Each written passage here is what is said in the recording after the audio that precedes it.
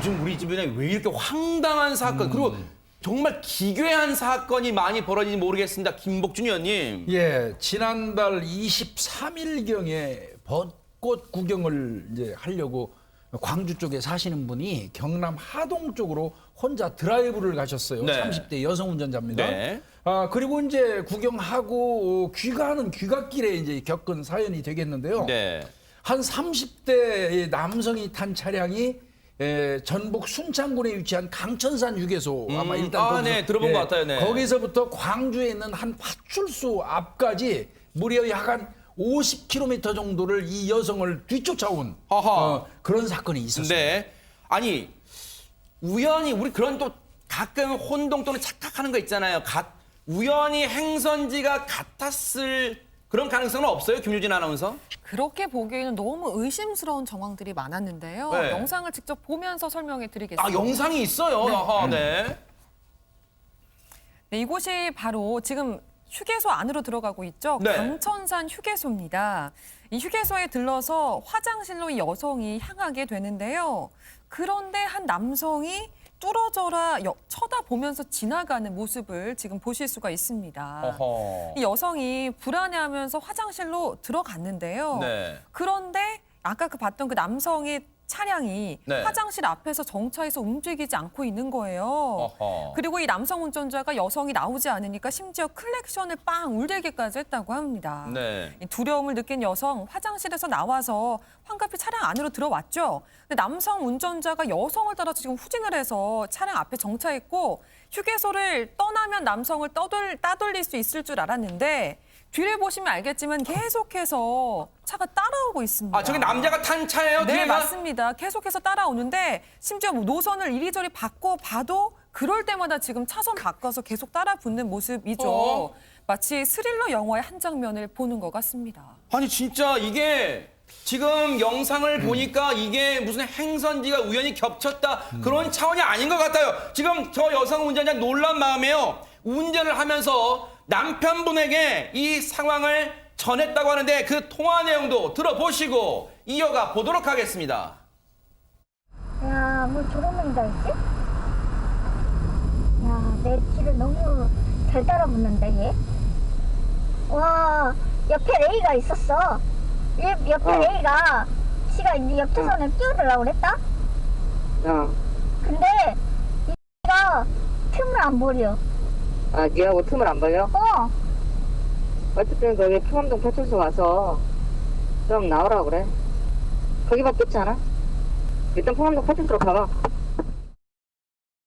지금 김복준 의원님 네, 예. 해당 여성 운전자가 남편분과 통화하면서 시청자 여러분도 아마 느끼셨을 네, 거예요. 목소리가 지금 가늘게 지금 떨려오고 있습니다. 지금. 네, 그렇습니다. 이거 아마 이 여성 운전자분은 뭔가 지금 불안감을 느꼈기 때문에 이 사람을 이제 떨쳐내려고 중간중간에 노선도 이리저리 좀 틀어보고 네. 차 밀릴 때 끼어들어가도 보고 별짓 다 한 것 같아요. 아. 나름대로 떨어뜨리려고 한 것 같은데 온갖 방법을 다 네. 이용했어요. 네. 수단을요. 네. 끝까지 뒤를 바짝 따라 이제 온 것 같고 그러니까 네. 이제 이 여성분이 직진하는 상태에서 가장 안전하다고 판단되는 곳은 파출소예요. 아하. 그래서 이제 그 남편분이 뭐 아까 뭐 풍암동 파출소 뭐 네. 이렇게 오늘 얘기하셨잖아요. 네. 그 파출소로 이제 아마 직진을 했던 것 아. 같습니다. 그런데 거기까지 따라왔다는 거예요.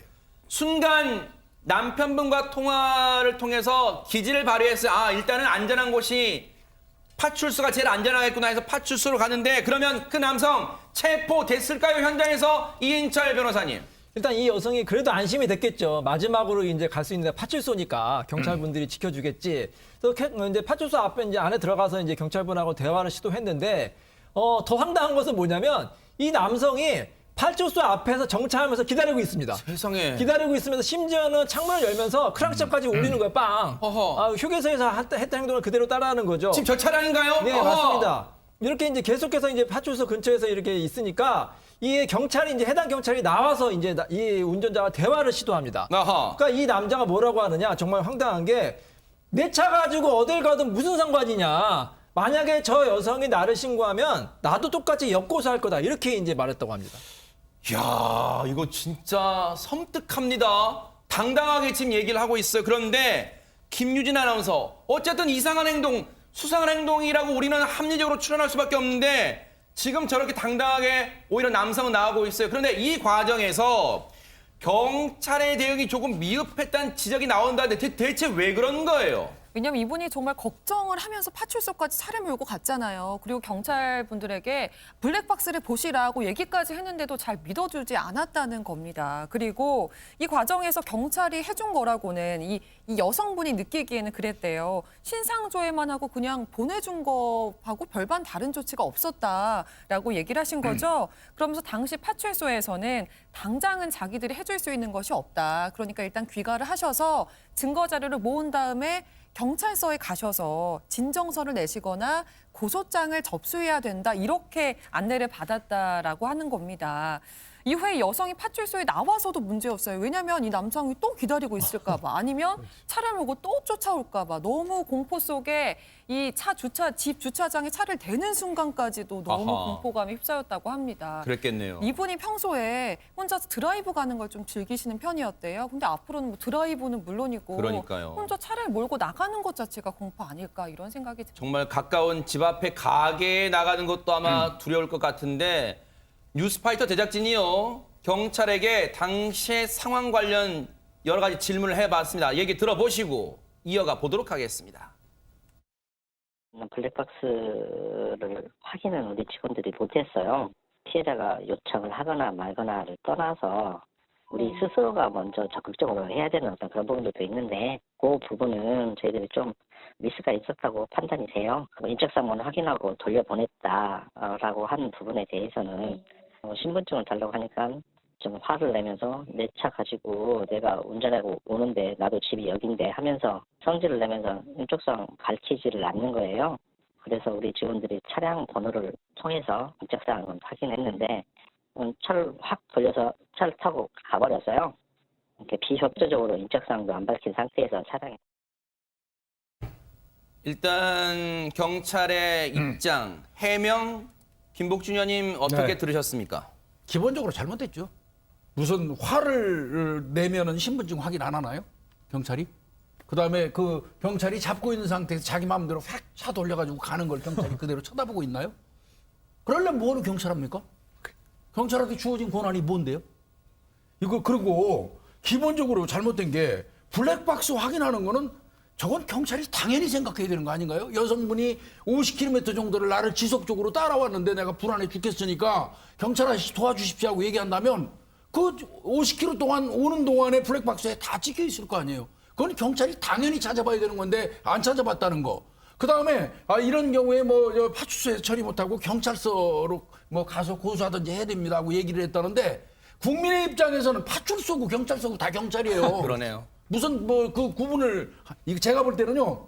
이 근무자들의 이 어떤 귀차니즘이 작용한 거예요, 이거. 명백히 이 부분은 저 경찰 그 해당 그 경찰 그 부서에서 그 근무 태도에 대한 어떤 그 문제는 반드시 짚고 넘어가야 할 거라고 저는 생각합니다. 네. 사실 최근에 해외 영화에서도요, 외국 영화에서도 이런 비슷한 사례가 있었어요. 이른바 로드레이지, 도로 상황에서의 격분으로 끝까지 쫓아와서 뭔가 큰 강력한 범죄가 일어난 그 영화가 있었단 말이에요. 그런데 저 영상에서 이해가 안 되는 부분요. 이 남성 혹시 방송을 보고 있었다면요. 이해가 안 되는 부분이 있습니다. 아니 집이 이 근처라면 여성이 파출소로 가건 말건 그냥 자기 가던 길을 가면 되는 거 아니에요. 최진봉 교수님. 네, 그렇죠. 도저히 이해가 안 돼요. 거기까지 따라온 것도 이해가 안 되고. 그리고 지금 계속 같이 50km를 따라왔잖아요. 그리고 아까 여성 운전자가 말씀하신 것처럼 옆으로 계속 붙잖아요. 그 차를 일부러 따라왔다고 느낄 수 있을 여러 가지 상황들이 지금 존재하고 있다는 거예요. 아니 그냥 지나갈 수도 있고 본인이 추월해서 갈 수도 있잖아요. 아니 그리고 화장실 앞에서 기다리는 건 또 뭡니까? 아니 자기가 일 봤으면 출발해야 되는 거 아닙니까? 여러 가지 상황으로 보면 이해가 안 돼요, 사실은. 그래서 사실 지금 이제 아직까지는 경찰이 그냥 보내는 바람에 이유를 정확히 파악을 못 하고 있는 상황이에요. 그래서 이 여성분 가족이 이제 이걸 인터넷에 올렸는데 인터넷에서 그런 글들이 이제 댓글이 올라온가 봐요. 혹시 여성 운전자가 운전이 미숙하다 보니까 보복 운전하는 거 아니냐. 그래서 따라온 거 아니냐. 이렇게 얘기를 하는데 그래서 여성 운전자가 찾아봤대요.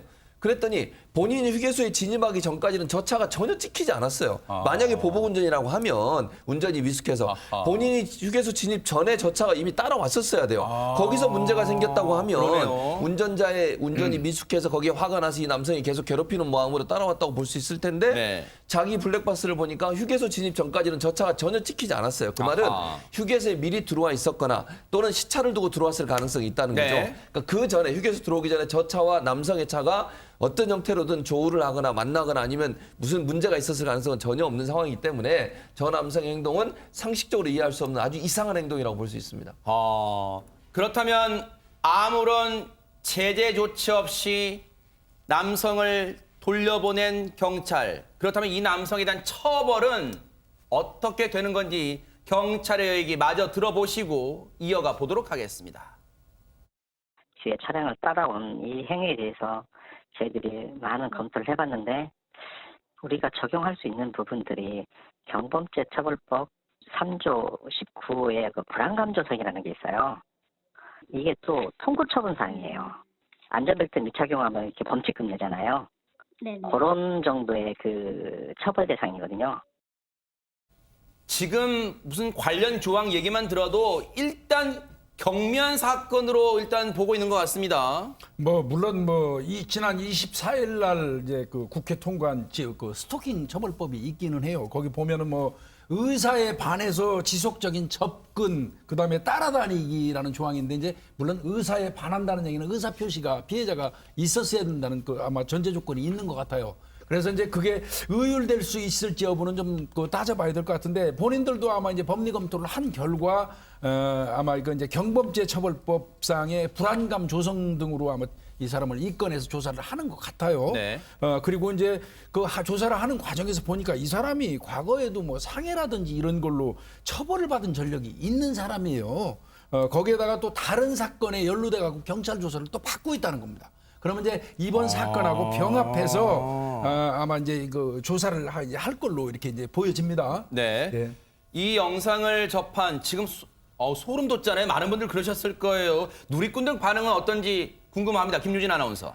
네, 고속도로에서 스토킹 일환이 정말 무서운 세상이다. 이런 반응들이 나오고 있는데요. 그리고 이 영상 속에서 잘 보이지 않았는데 이게 보네트 윗부분이 좀 찌그러져 있었거든요. 근데 차 상태만 보더라도 일반적인 사람이 아닌 것 같다. 이런 지적도 있었습니다. 그리고 또 하나 이분이 휴게소로 기지를 발휘해서 휴게소에서 이 파출소를 찾아가긴 했지만 애초부터 그렇게 할 것이 아니고 휴게소에서 바로 경찰서로 신고를 했으면 어땠을까 좀 아쉬움이 남는다 이런 반응도 나왔습니다. 네. 예전에 현수막에 경찰은 여러분과 3분 거리에 있다 그런 내용의 현수막도 본 적이 있는데요. 정말 경찰이 좀 믿음을 주셔야 될 것 같다는 생각도 들고요. 그리고요.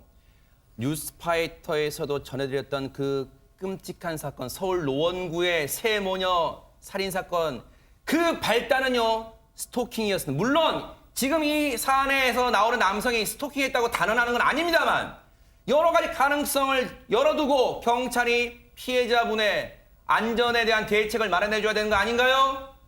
그런 생각을 감히 해봅니다.